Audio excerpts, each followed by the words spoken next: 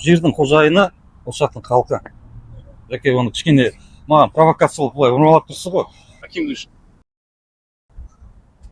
Давай, быстрее. Ассалаумағалейкум.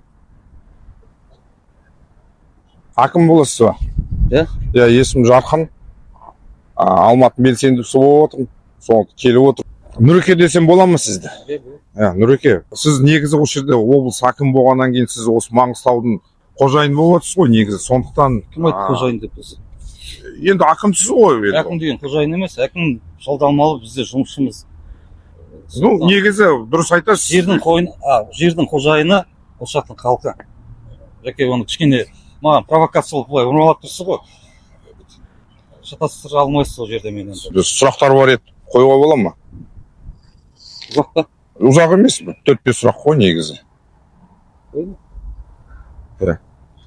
Осы қазір әлеуметтік желілерде сіз осы жерде алдың күні таңғы 7-ге шейін халықпен кездесу өткіздіңіз дейді, рас па? Соны нақты айтып бере аласыз? Иә, 7-ге кете шықты.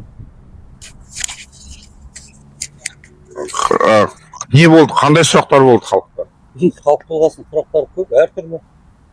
Жеке мәселе, әлеуметтік мәселе, ортақ мәселелер, қалаға, өңірге ортақ мәселелер. Нақты бір сұрақтар болды ма бір? Енді барлығы әркімдікі өзі үшін маңызды сұрақ болды. Енді келді адамдар, қанша екенін білмей. Бірақ соңғылар сол 7-ден кете шықты. Ол Өмірзақ ауылы деген мына жерде Ақтаудың басында Өмірзақ деген ауыл бар, соның тұрғындары келді. Олар ауылын мысалы дамыту туралы сұрақ қойды. Сонда 12 сағат болған кездесу ме? 12-ден көп шығар, себебі біздер күндізгі 2-де бастадық қой. Ертеңгі күні таңғы 7-ден 15-ге кеткенде шықты. Сонда күндіз 2-де басталып, таңғы 7-де бітті. Ондайлар бізде Маңғыстауда болып тұрады. Мысалы, былтыр Жаңаөзен таңғы 5:30-ға дейін алды.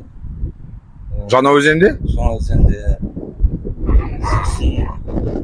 Биыл Жаңаөзен 3-тен кете шықты ғой.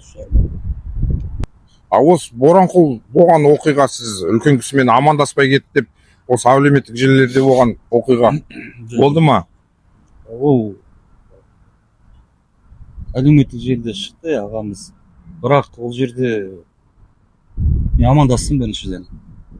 Сіз амандасқан жоқ дейді ғой.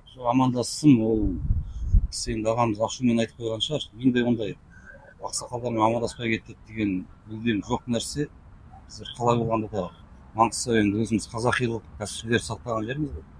Сізге керек болса, мен есімде біздің бала кезімізде дастарханға ас келген кезде бас